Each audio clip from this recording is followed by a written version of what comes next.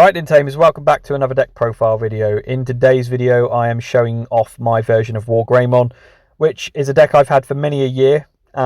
Sadly it's been left in the lurch thanks to other red colour decks, namely Medusamon and Marsmon, but it's recently seen some new support thanks to AD1's Digimon generation, and the deck itself can still OTK with little problems. However, it takes a little bit of a while to get there in some cases.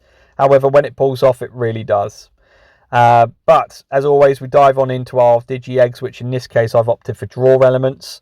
So Koromon from BT5, as long as you've got Greymon or Omnimon in its name, you draw one card. There are other versions of the egg that you can use, namely BT9 or BT14. But ultimately it depends on your preference, whether you prefer, additional DP boosts or draw power. But that's it for eggs. As for rookies, I am running 12 in total, and the first 4 are Agumon from BT12. It is a dual searcher, so it will let you find the Greymon or Omnimon in name, and it will also let you find the Taikamiya in name.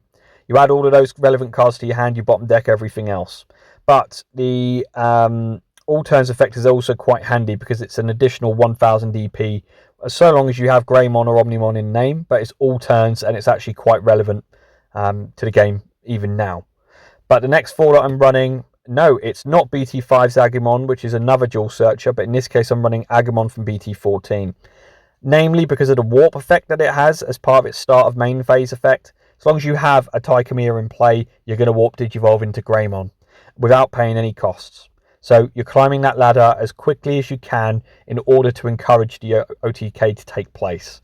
The inherited effect in this case is only a your turn effect, but it's another DP boost of a plus 2000 DP, which again comes in handy.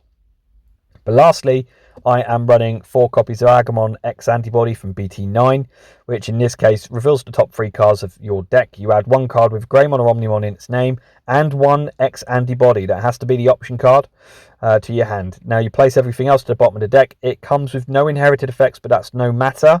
Just being able to Digivolve for 0 to get an extra search is very, very handy.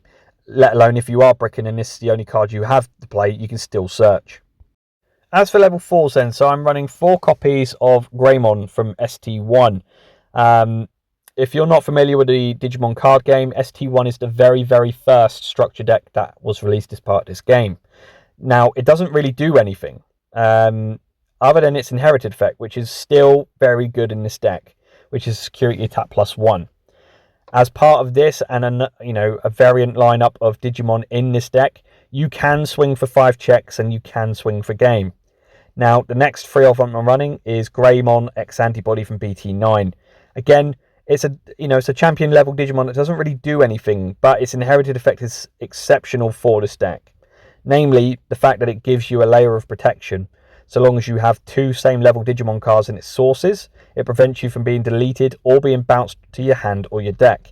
Now, I know there's a lot of effects in the game now that do a lot of different things, but ultimately those 2 are the main ones still in this game.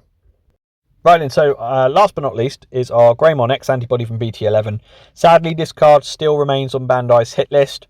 It's probably not going to come off that list anytime soon, and for good reason, because it's a very good card. But ultimately, your turn effect rather allows you to reduce the Digivolution cost into the level 5 by 1 for each colour, and then its inherited effect is another protection, but in this case you need the X Antibody option card as a source. It doesn't work quite like the other one. Now, ultimate level Digimon, you've got 4 copies of Metal Greymon from EX9. You can reduce the play cost for this card as long as you meet the requirement. You ultimately have a deletion based effect on its on play and when Digivolve, and its inherited effect allows you to gain +1 on your security attack. Again, goes in hand with the level 4 Greymon, which does exactly the same inherited effect, and ultimately needs to be part of your combo to get to the OTK. The other 4 ultimate level Digimon I'm running is Metal Greymon X Antibody from BT9. Again, when Digivolving, it gives your Digimon security attack +1. So that's your 3rd layer now, 3rd additional layer of security attack. And then because if it has Metal Greymon or X Antibody as a source, it gains an additional 3k until the end of your opponent's next turn. Now, that goes very, very well, because ultimately if you wanted to swing with the level 5, you could early on in the game. However, you want to be building up the levels and then swinging later on. Now, as for Mega level Digimon, I'm running 3 copies of Wargreymon from AD1. Now, the on-playing when Digivolving effects delete one of your opponent's Digimon with as much or less DP as this Digimon. All turns it gains an additional 1000 DP for each year Tamers colours. Sadly, it won't gain security attack +1 on this occasion because there's only 2 colour Tamers in this. But the end of your turn effect is that one of your Digimon may attack, which goes as like a pseudo blitz, which is actually very, very good for the deck. But the reason why I'm not running 4 is because I'm also running 1 copy of BT1's Wargreymon. When Digivolving, this Digimon gains security attack +1, so again there's your 4th layer. Now, the your turn effect is that this Digimon doesn't activate security skills on option cards it checks, which is really, really, really good in the game right now because ultimately the game is going back to option card-based effects instead of it all relying on Digimon effects. So this as a one-off really does surprise your opponents because when you go to swing for that OTK, there's nothing their security can do about it. But I'm also running 2 copies of Blitzgreymon from AD1.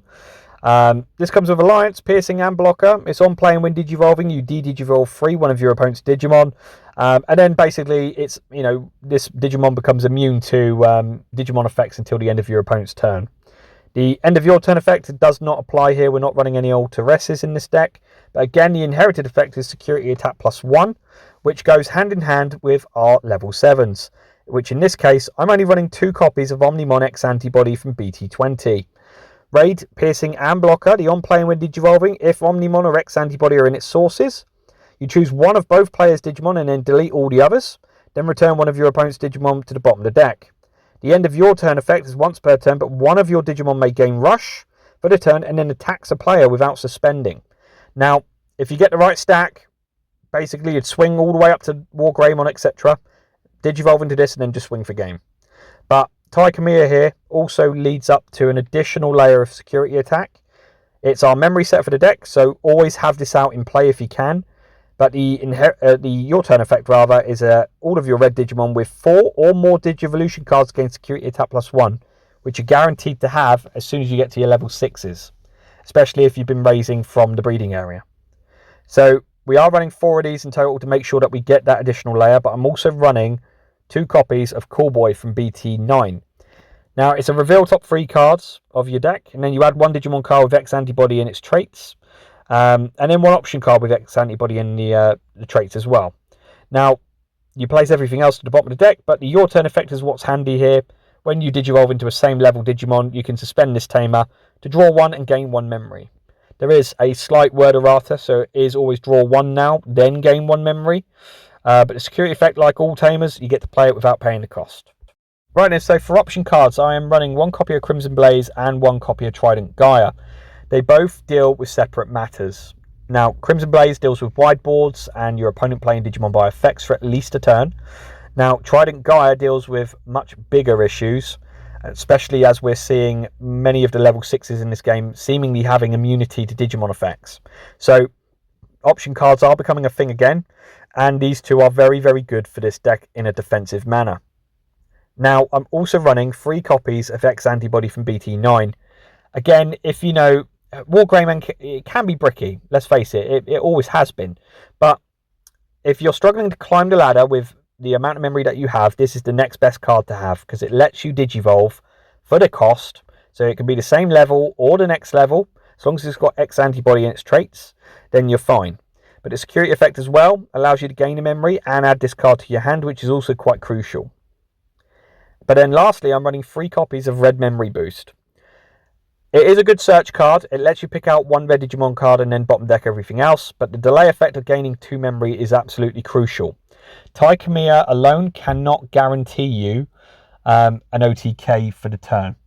But if you have the Red Memory Boost, then naturally it's an extra 2 memory that you can use to climb up the ladder even further. But that's it. That's our 50 card deck profile.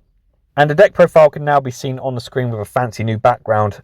And when I explain that this deck profile is built purely on the basis of encouraging players to have fun, that's exactly what this deck is. It's not meta defining.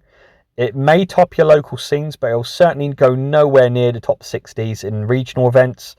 But if you're a player that wants results, this is not the deck for you. If you're a player that enjoys playing this card game and enjoys, having a bit of a laugh, this deck is certainly for you. And when you pull off that OTK, at any point really, you're going to gain a huge amount of satisfaction. You will have a massive smile on your face, and I promise you, you'll enjoy the deck. It can be a little bit bricky, but when you get there, it's massively exciting. So, as always, guys, thank you so much for watching the video.